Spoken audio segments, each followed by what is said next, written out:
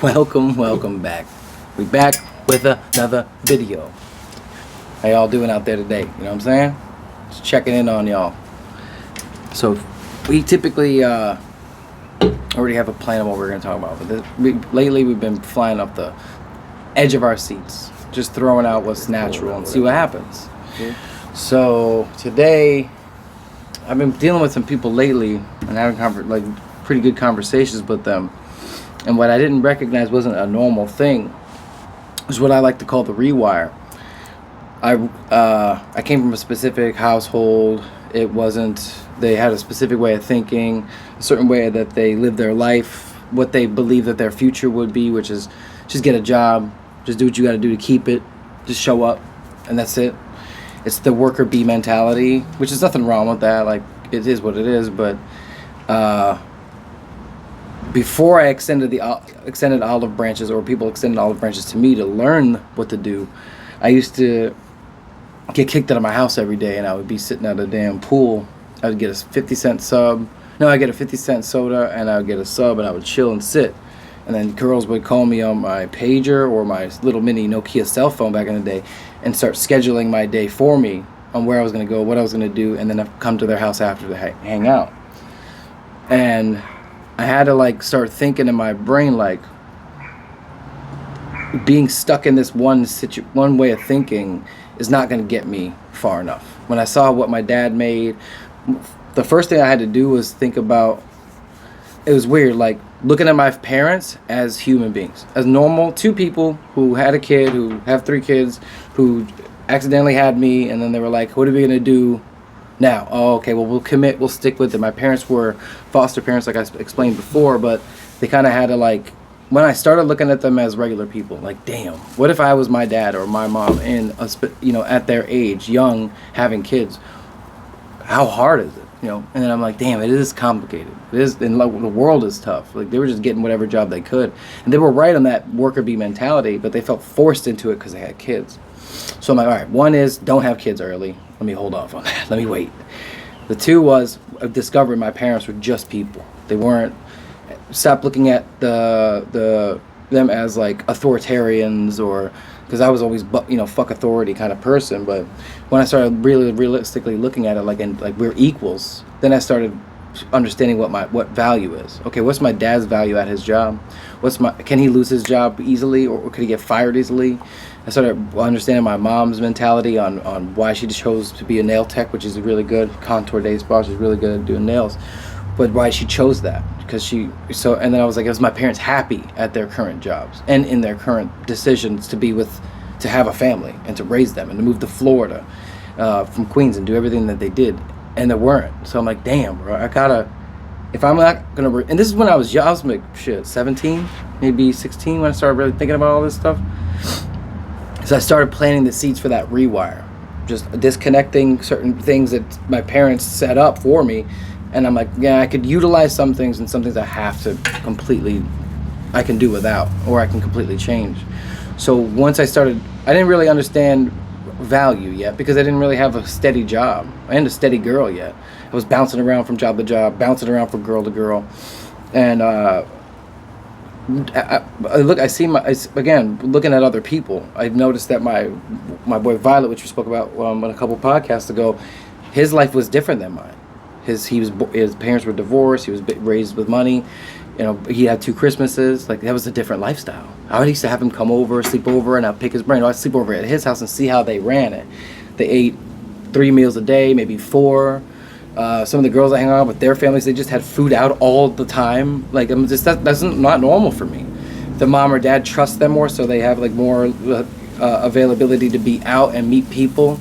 I didn't have any of that. So I'm like, damn, there's other ways to do this whole game, but what's right for me, what's going to fit in? First, I got to get a job and stick with the job. I got to say, I want to be such and such and go with it.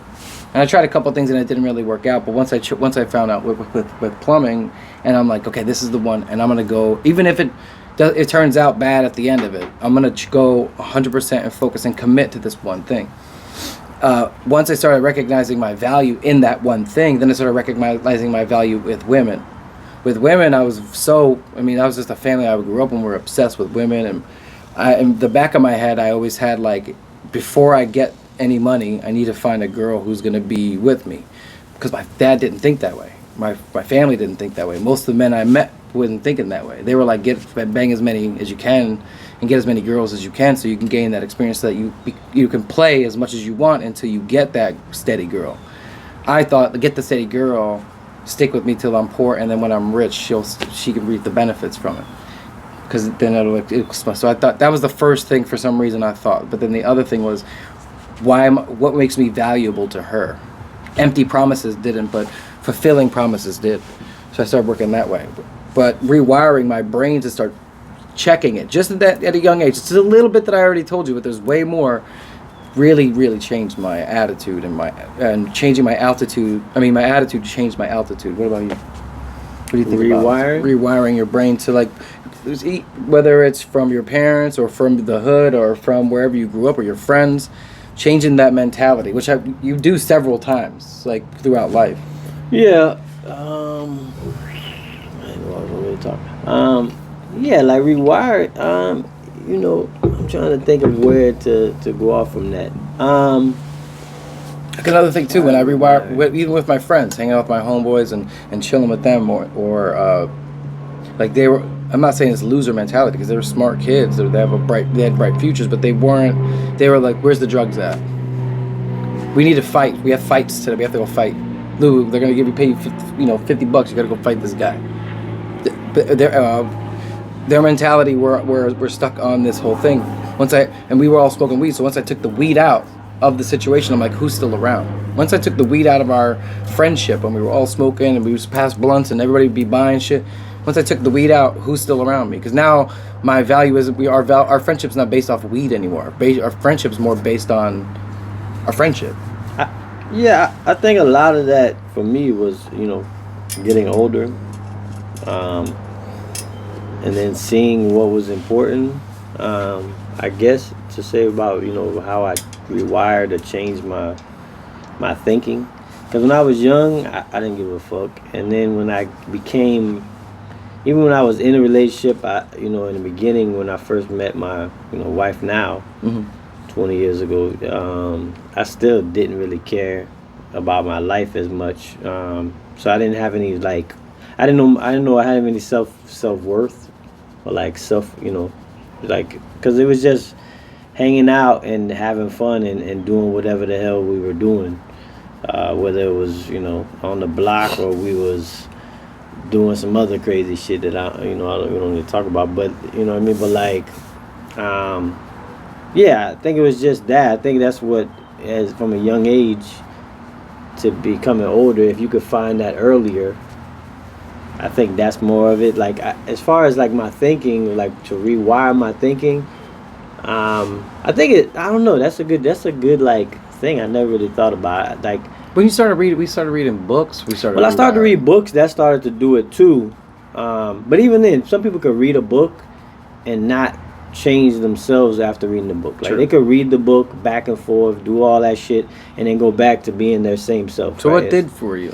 Even getting in trouble or making mistakes sometimes can well, those are consequences. Yeah, those are consequences that I didn't want to go back to. When they told me I'm gonna get 10 years for having a gun, I was like, I can't do 10 years. I'm not gonna do 10 years. I was 21. I'll be 31 when I get out, type of shit.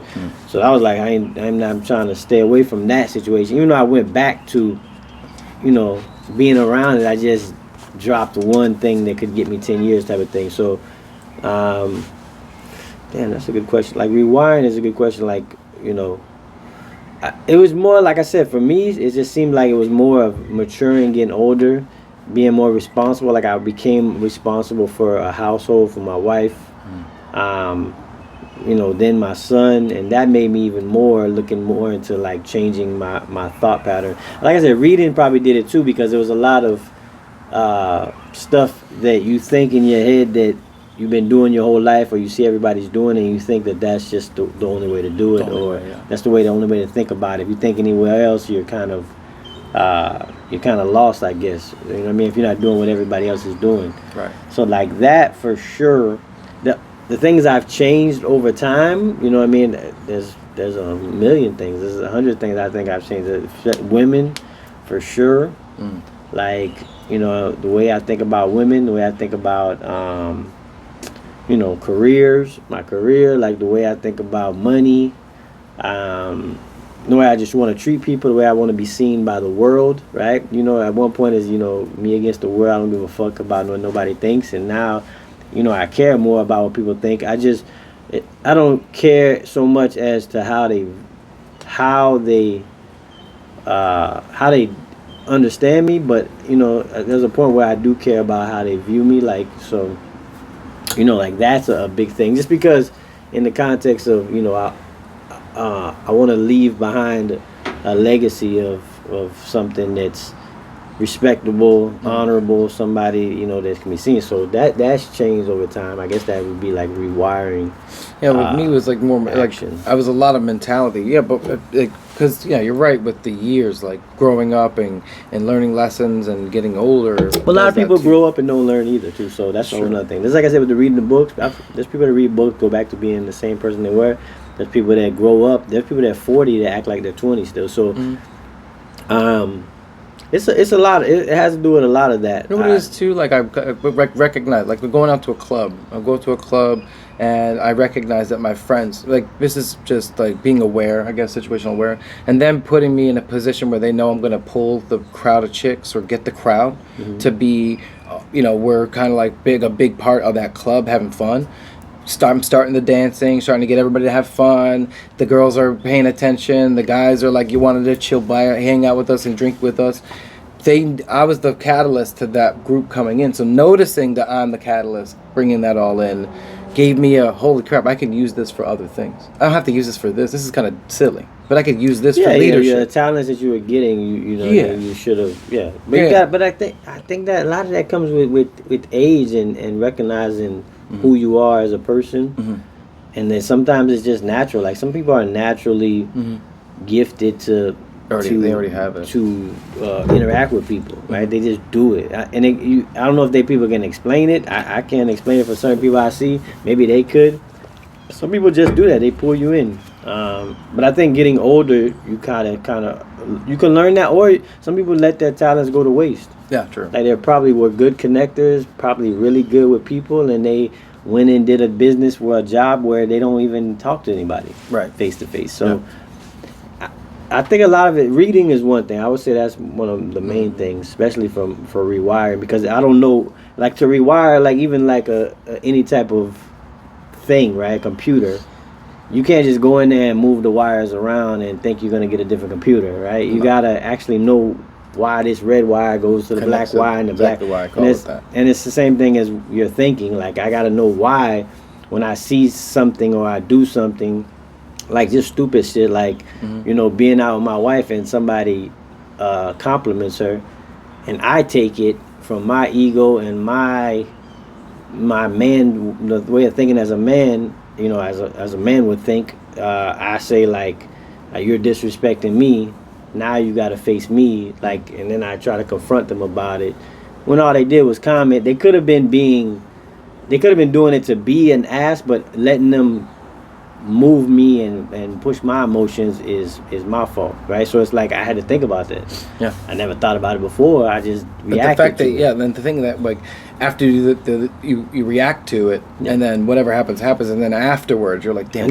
why did I do that? Why did I think about doing that? And then older, you think about what could have happened, because I could go and punch the guy in the face. He could fight back, or maybe he doesn't. He brought a gun. He has friends. He could have a gun. We get in a fight. I go to jail. I get battery. He shoots me.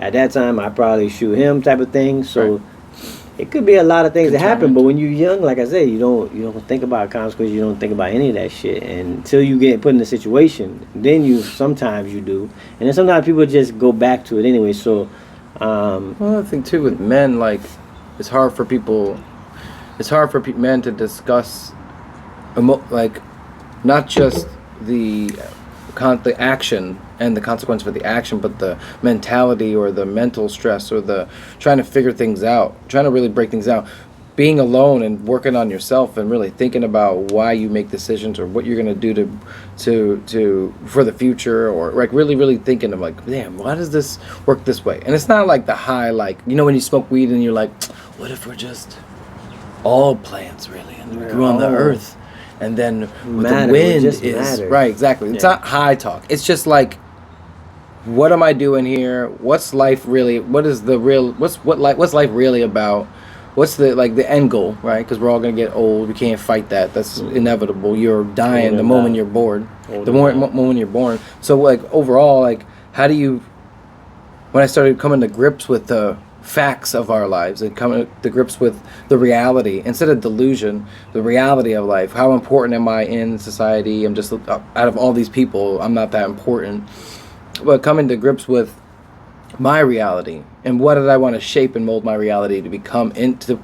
I had to plan that out a little bit. Some of it was like happenstance or like just so happened to be in the right place, right time. Timing's a big deal, but also like mapping it out a little bit in my head and trying to come up with a strategy. And sometimes things don't work out, or I like trauma. I had a lot of trauma, so I didn't recognize I had it.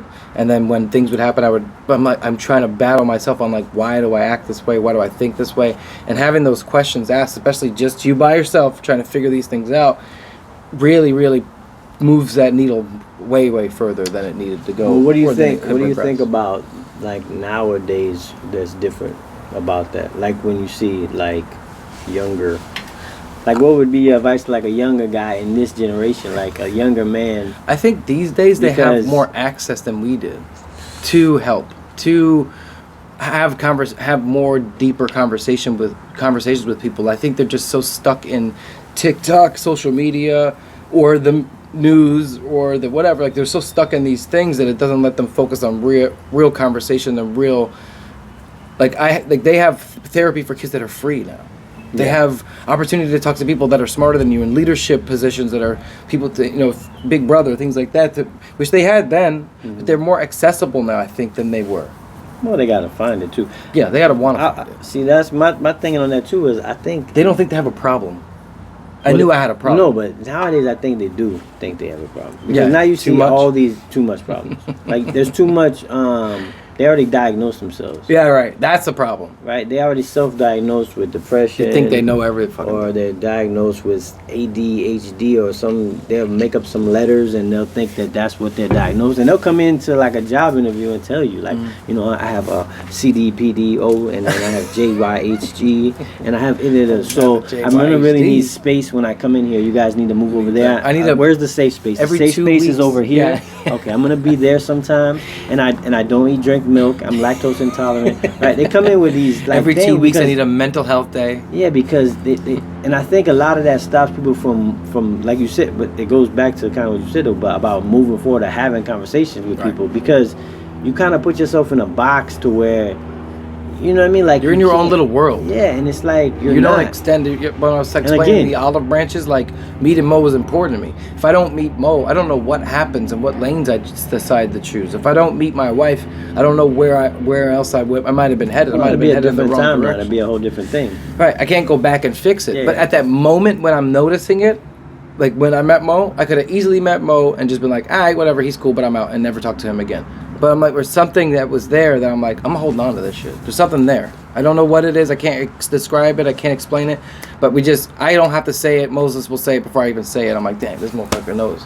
Yeah. So like, it's just you could feel that. But again, the words are hard. It's hard to explain in words in some things. But it's good to pay attention to it and notice it right away, especially when you're young. In the world, I think because of online. Yeah. Nobody's out in the world anymore. No connection. Everybody's on TikTok. Yeah. Everybody's online. Everything's disconnected and vague. And I think if it was my advice, I'd be like, you got to just go out and be out in the world. I like just going out.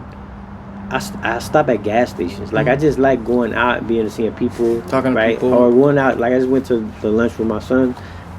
And we just, people watch. Like I'm looking at seeing people passing by with their dogs and this and that. I like to see people. I'm not I don't want to see you behind the camera as much. You know what I mean? Like I like to see people out in the world. Maybe even meet people if that happens.